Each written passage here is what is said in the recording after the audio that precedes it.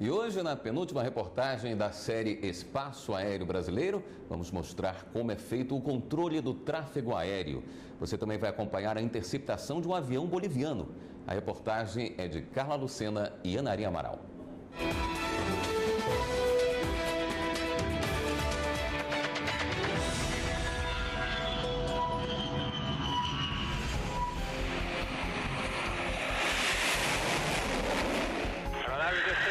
A Defesa Aérea Brasileira ordena que você mude sua rota e poise obrigatoriamente em Cacoal, en la izquierda.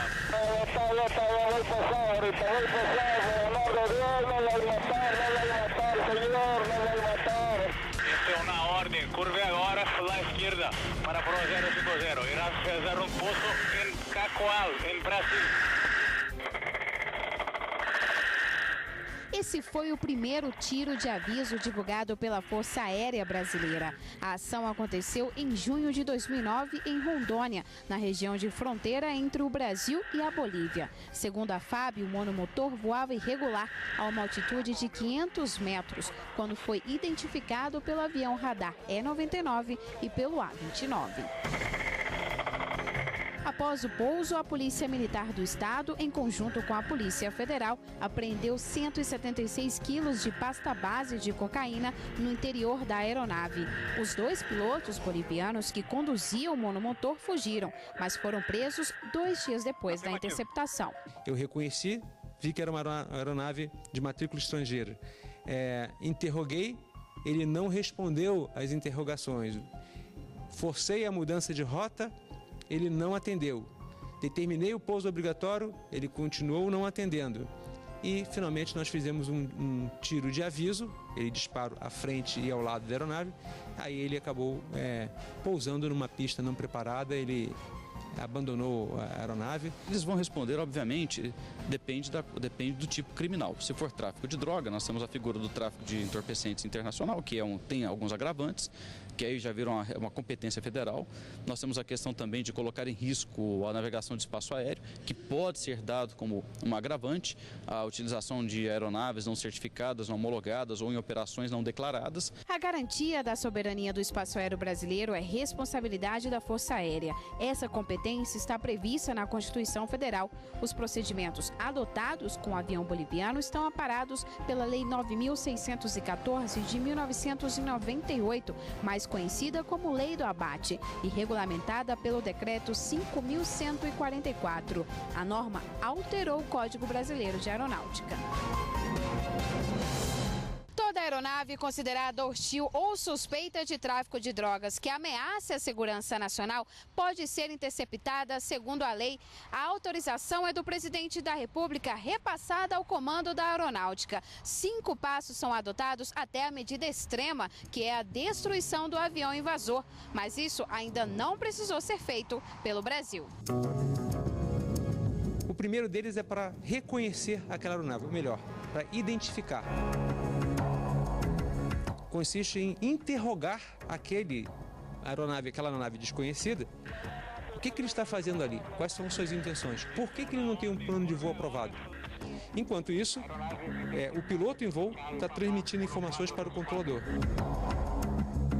Fazer medidas de intervenção nesse voo. Vou determinar que ele modifique a sua rota para pousar obrigatoriamente em um aeródromo, que nós vamos determinar. Ainda em voo, se eu determino essa intervenção, mudar a rota e pousar, e a aeronave não atende, eu vou para a 4ª medida, que é o nosso tiro de aviso.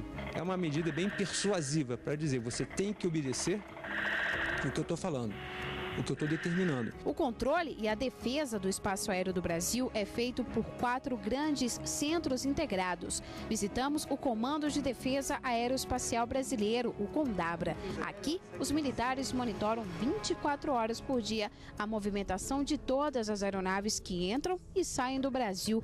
Tudo é captado pelos radares e em qualquer situação de risco, um alerta vermelho é acionado. Cada pontinho daquele no radar, ele deve estar identificado. Se por acaso aparece algum ponto no radar não identificado, nessa região de defesa aérea, lá naquele centro de controle, daqueles 4 que eu lhe falei, eles começam um trabalho de identificação, averiguação de que ponto é aquele? Que aeronave de que aeronave é essa que está voando em nosso espaço aéreo? Por questões de sigilo e de segurança nacional, a FAB não divulga quantos procedimentos como esse ocorrem no país. A Operação Porteira Fechada, ela ocorre ao longo do ano, em várias regiões, de forma inopinada, dependendo exatamente desse conhecimento de inteligência. O modelo integrado brasileiro é referência internacional. O país também dialoga com nações vizinhas para garantir a defesa aérea. Nós temos uma série de acordos de defesa aeroespacial com os países vizinhos, países amigos. E nós, nesses acordos, nós temos fundamentos e procedimentos para trocar informações sobre a defesa aérea. As aeronaves comerciais que circulam no espaço aéreo brasileiro também são monitoradas pelo Sistema Integrado dos Órgãos do Departamento de Controle, o DECEA. Enquanto estamos no ar, aqui no solo, os controladores de voos, civis e militares acompanham cada movimento das aeronaves. A segurança operacional de aeronaves, ela se subdivide. A fiscalização quanto às operações das aeronaves civis, a sua aeronavegabilidade, que são as suas condições físicas, como estão os motores, a célula, isso obviamente está em cargo da Agência Nacional de Aviação Civil. O controle do espaço aéreo no Brasil, ele se subdivide também em duas formas. Primeiro, nós temos o controle do espaço aéreo.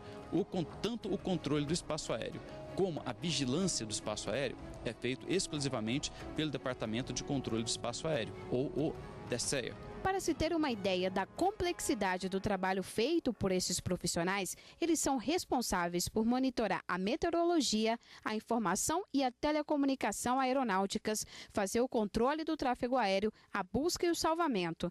Há também especialistas em tecnologia da informação e em eletrônica, trabalhando em conjunto com os órgãos de inteligência brasileiros. O país tem hoje 4 centros conhecidos como SINDACTAs. Só o SINDACTA 1, por exemplo, possui mais de 2.200 controladores responsáveis por 45% do espaço aéreo, com capacidade de monitorar 4.000 planos de voos repetitivos, 2.500 planos de voos simultâneos e de visualizar até 750 pistas radar ao mesmo tempo.